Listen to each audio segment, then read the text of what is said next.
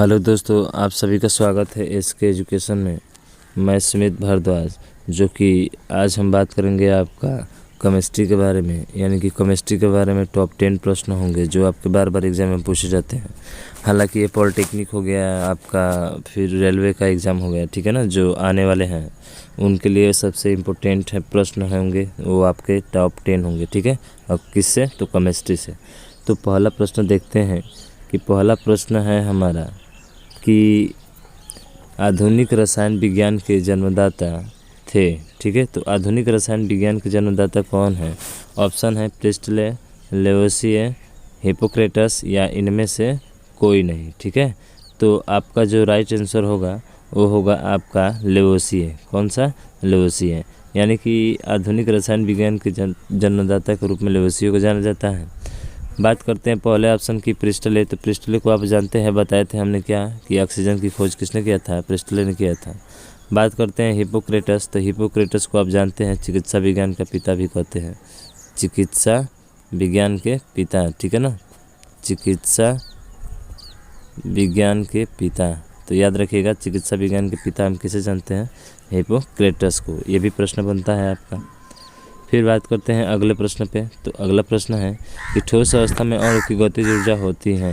तो याद रखिएगा, ठोस अवस्था में जो अणु की गतिज ऊर्जा होती है वो द्रव के अणुओं से हमेशा क्या होती है? कम होती है, ठीक है ना। हाँ, ठोस अवस्था में अणु की जो गतिज ऊर्जा होती है वो हमेशा द्रव के अणुओं से क्या होती है? कम। यानी कि ऑप्शन नंबर डी जो होगा हमारा राइट आंसर होगा इस प्रश्न का, ठीक है।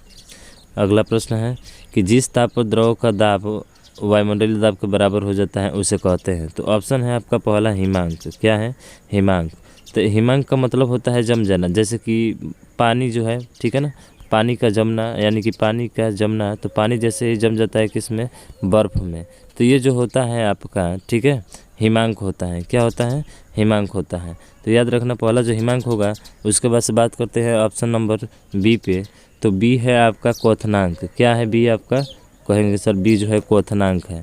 तो याद रखना, क्वथनांक जो होता है, ठीक है ना, क्वथनांक होता है, यही आपका राइट आंसर होगा। क्यों होगा? क्योंकि वो जब वायुमंडल का जो दाब है, ठीक है ना, जिस ताप पर द्रव का वाष्प दाब वायुमंडलीय दाब के बराबर हो जाता है उसे क्या कहते हैं हम लोग? तो क्वथनांक कहते हैं। क्या कहते हैं? क्वथनांक। गलनांक आप लोग जानते हैं, किसी ठोस का द्रव में परिवर्तित हो जाना क्या कहलाता है? तो कहेंगे कि सर गलनांक कहलाता है। क्या कहलाता है? गलनांक। और क्रांतिक ताप जो है वो आपका ये है, ठीक है। तो आपको समझ में आ गया कि क्या कहा जाता है? वायुमंडलीय दाब के जब भी बराबर होगा तो होगा क्वथनांक आपका, ठीक है। तो इस प्रश्न का जो राइट आंसर होगा ऑप्शन नंबर बी होगा। चलते हैं अगले प्रश्न पे, ठीक है। तो अगला प्रश्न है कि निम्न में से कौन सा युग्म यौगिक को प्रदर्शित करता है? यानी इनमें से कौन सा जो यौगिक है वो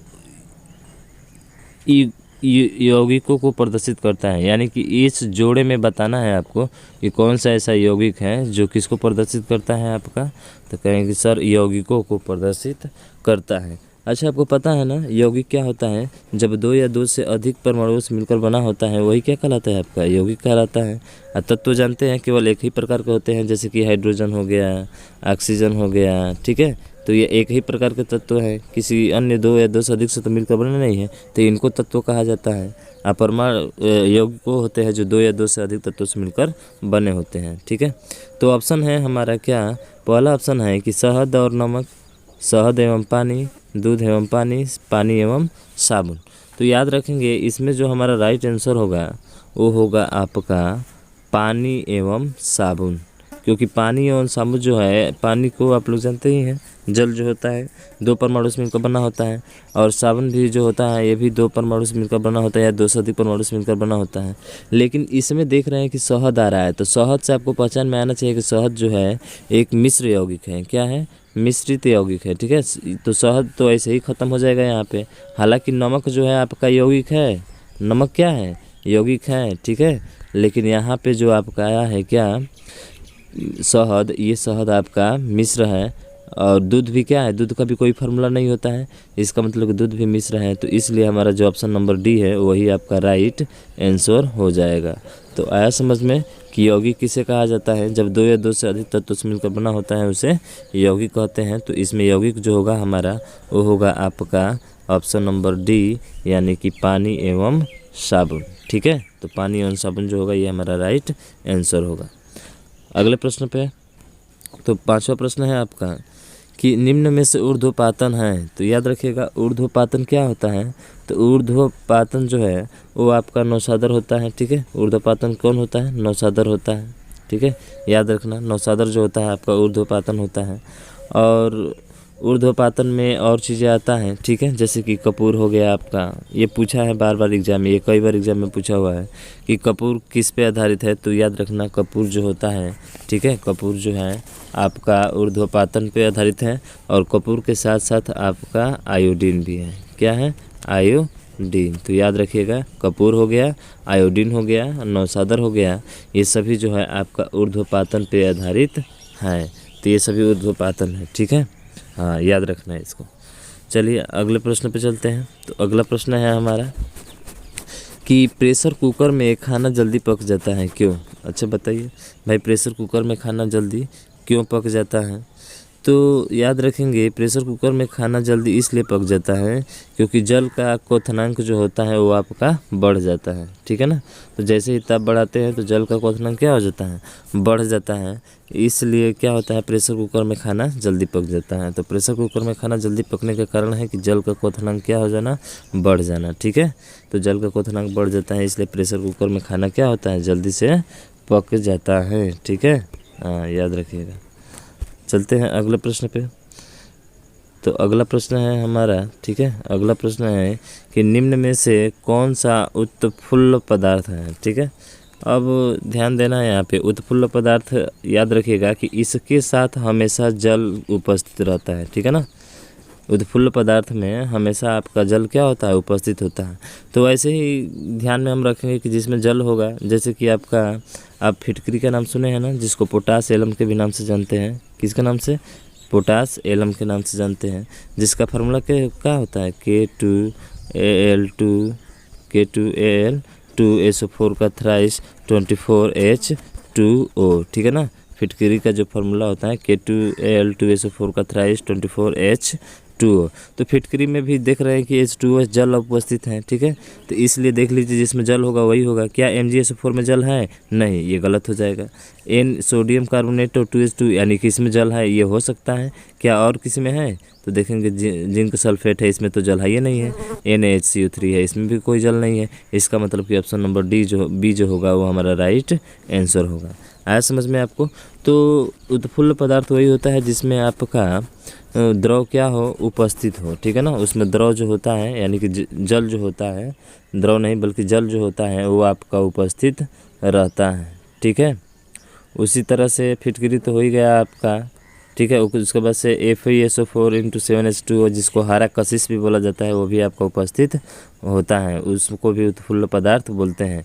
या धावन सोडा जो धोने का सोडा होता है, जिसका फार्मूला क्या होता है, धावन सोडा। तो धावन सोडा में भी आपका क्या होता है, जो धोने का सोडा होता है उसमें भी आपका क्या होता है, तो कहेंगे सर उसमें भी आपका जल के, ठीक है, जल के 10 अणु उपस्थित होते हैं, जिसको धावन सोडा को बोलते हैं Na2CO3.10H2O। ठीक है ना, यानी कि जल के 10 अणु क्या रहते हैं, इसमें उपस्थित रहते हैं, यानी कि इसका मतलब है सीधा सीधा इसमें जल होगा। ठीक है, तो उसको हम लोग उत्फुल्ल पदार्थ कहते हैं। ठीक है, तो याद रखिएगा इसको कि उत्फुल्ल पदार्थ क्या होता है। ठीक है, हाँ ऐसे याद रखेंगे। फिर चलते हैं अगले प्रश्न पे।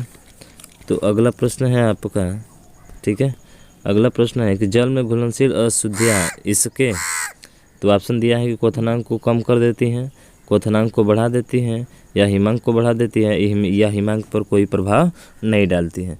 तो याद रखना कि जल में जब भी अशुद्धियाँ पड़ती हैं, ठीक है, जल में जब भी अशुद्धियाँ क्या होती हैं, पड़ती हैं, तो उसके क्वथनांक को बढ़ा देती हैं, उसके क्वथनांक को क्या कर देती हैं, बढ़ा देती हैं। यानी कि अशुद्धि पड़ने से जल का जो क्वथनांक होता है वो क्या हो जाता है, आपका बढ़ जाता है।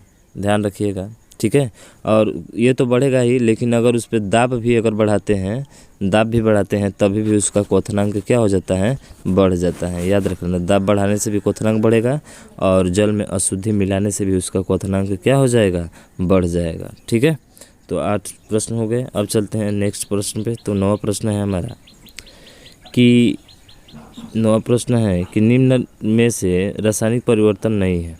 तो याद रखना, रासायनिक परिवर्तन का मतलब होता है कि किसी चीज़ को बनाकर पुनः वापस न पाना, ठीक है, वही आपका रासायनिक परिवर्तन होता है। यानी कि दोबारा आप उसे प्राप्त नहीं कर सकते हैं, ठीक है। तो इसमें ये पूछ रहा है कि कौन सा रासायनिक परिवर्तन नहीं है, ठीक है ना, कौन सा रासायनिक परिवर्तन नहीं है।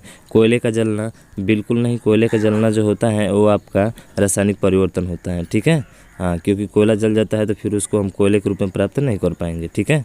लकड़ी को जलाकर कोयला प्राप्त कर लेंगे, ठीक है, समझ रहे हैं ना। तो कोयले का जलना जो होगा वो आपका रासायनिक परिवर्तन है। दूध का सड़ना भी क्या है, रासायनिक परिवर्तन है। अब दूध का सड़ना, फिर दूध तो बना नहीं सकते ना सड़ने के बाद से, हाँ, तो रासायनिक परिवर्तन है।